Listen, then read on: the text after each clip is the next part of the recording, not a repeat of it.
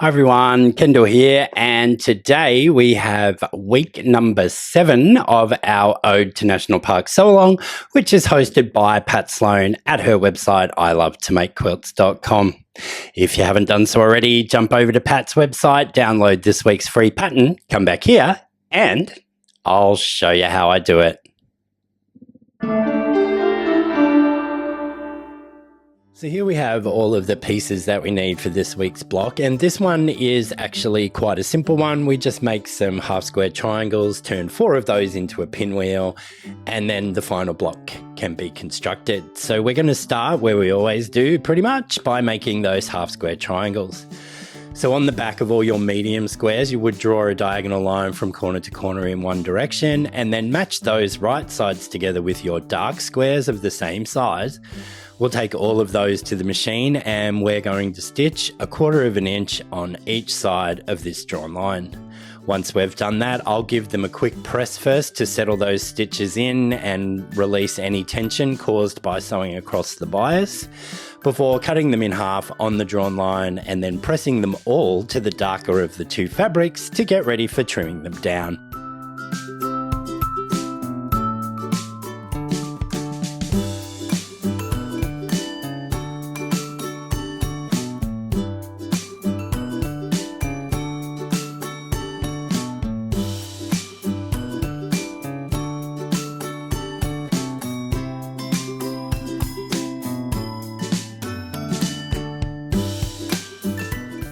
You can trim your half square triangles down in whichever method you prefer.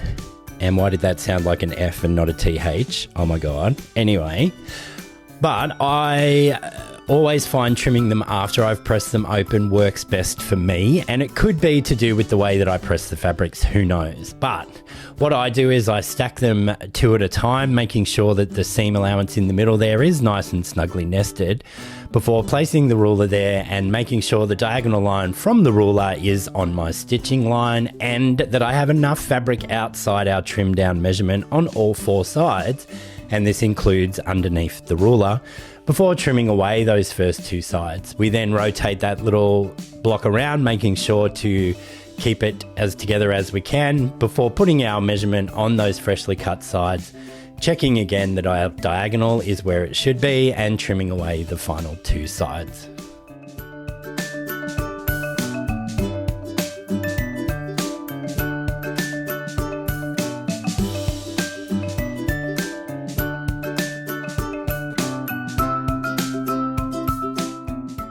We're now ready to lay out our pinwheel that goes in the center of this block, and what I find easiest to do is to place the first half square triangle and then rotate the next one just 1/4 of a turn, and do that all the way around, and that way there's less confusion on how the pinwheel will go together, and all of the pieces fall exactly where they should. We now need to apply 4 patch construction rules by starting with our vertical seam, and then our horizontal seam. But after we sew these first 2 vertical seams, we need to make sure that we're pressing the top row and the bottom row in opposite directions. And the easiest way to do that is to actually make sure that you press both of them identically, as you'll see me do here.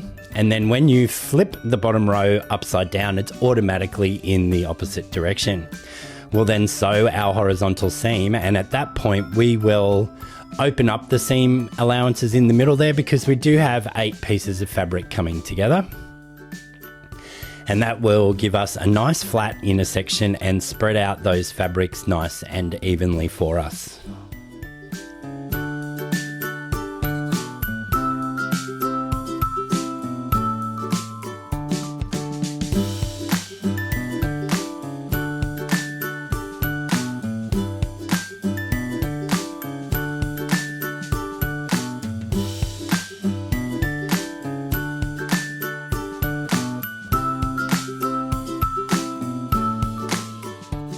Before we can open up this seam and spin it around like we need to do, we just need to pick out the few stitches that are above the horizontal stitching that we just completed. Sometimes this can be a little difficult, as you'll watch me struggle to get these ones out, and actually once I open this up, they're not all out yet, and I pull Jack back in just to clear up the little intersection.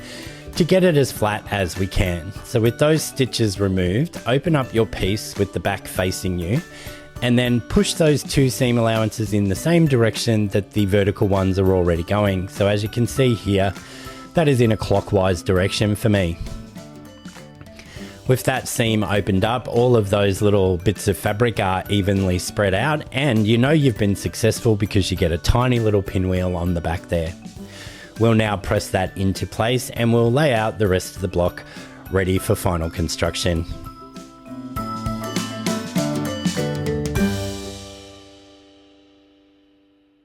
We're now ready to bring in our remaining half square triangles, making sure that we place them with the colours as per the pattern. So the dark triangles need to point in the same direction on both of these corners.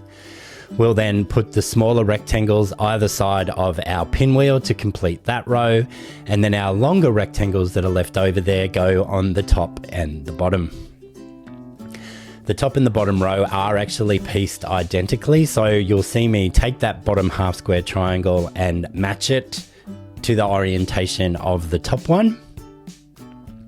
Then we can take that large rectangle up there and we can sew those together, and we can sew one side to our middle row all at the same time.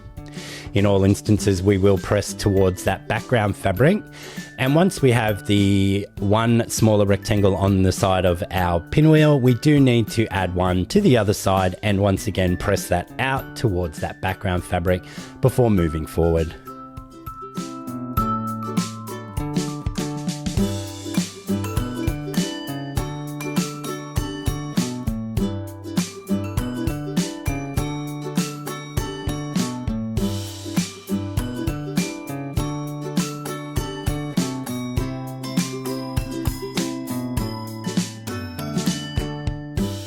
With all of our pressing done now and all of our rows are complete, we can do these final two horizontal seams, and because of the way we pressed, both of these intersections will nest. Once we've sewn these horizontal seams, I chose to press these up towards that top row and down towards the bottom row, so away from the center. Our block for this week will then be done, but stay tuned while I show you how to construct the first column of your quilt.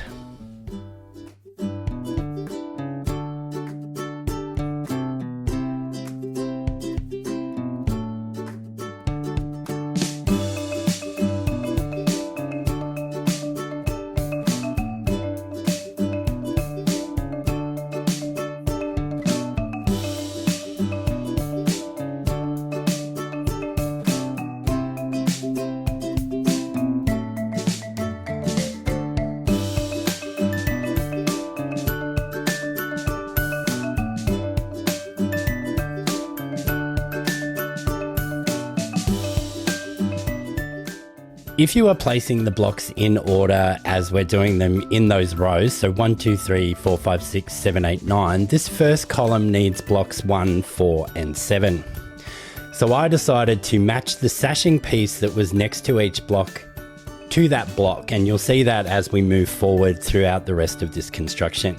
So we're going to start first of all by sewing that sashing onto the bottom of the block we just created and pressing that towards the sashing unit. I'm then going to bring in blocks 1 and 4 that I created earlier and have already joined in the columns with their matching sashing to this block, and then once again press that towards the sashing. Matching up everything nice and evenly. Sometimes you need a pin, and if one of your sections is a little bit larger than the other, put the larger one on the bottom towards your feed dogs, and the feed dogs will help ease in any sort of difference in width that you may have.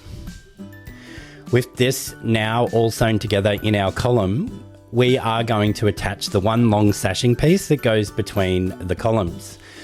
So I have cut mine exactly as per the pattern, and I don't bother measuring anything. What I do is, as you can see me doing here, I find the center of this column.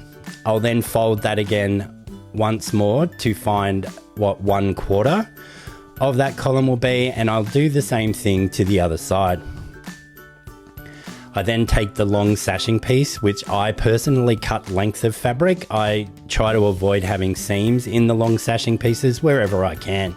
So if you have all that information to hand, you can actually cut all your border strips and sashing strips that need to be wider than a 40-inch measurement of a bolt of fabric first, and then you just use the remainder to make up the rest of your quilt backgrounds and pieces. So now that we've located those 3 points, I'll just put a pin in each of those before doing the same thing to the actual sashing strip. We then attach that sashing strip matching all of these points, and we take it to the machine to stitch, and we can ease in any difference that we have, but try not to do it if there's way too much ease. That's where you'll get wavy borders or pieces that are a bit stretched out. So care does need to be taken. Once I have these 3 points pinned in place, I will also pin a few places in between these on there just to make sure that everything is going to be okay. Just watch through while I do this, and I then press this off screen towards that large sashing strip, and column 1 for our quilt is complete.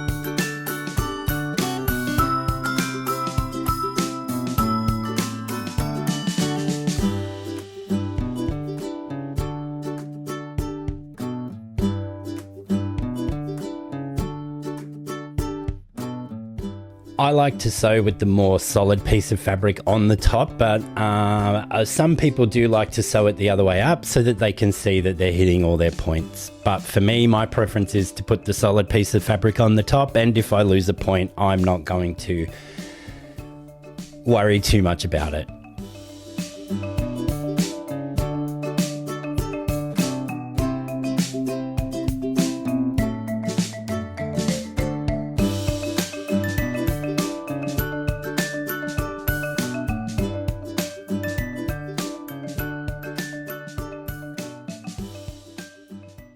Thanks for joining me again this week, folks.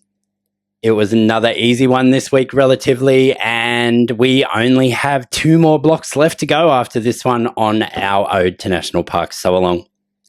If you haven't done so already, I'd love for you to like the video, share it with a friend, subscribe if you haven't already done so. Most importantly, when you do subscribe, tickle that little bell icon and you'll be notified of all my future videos and you won't miss a thing. I'll see you all again real soon.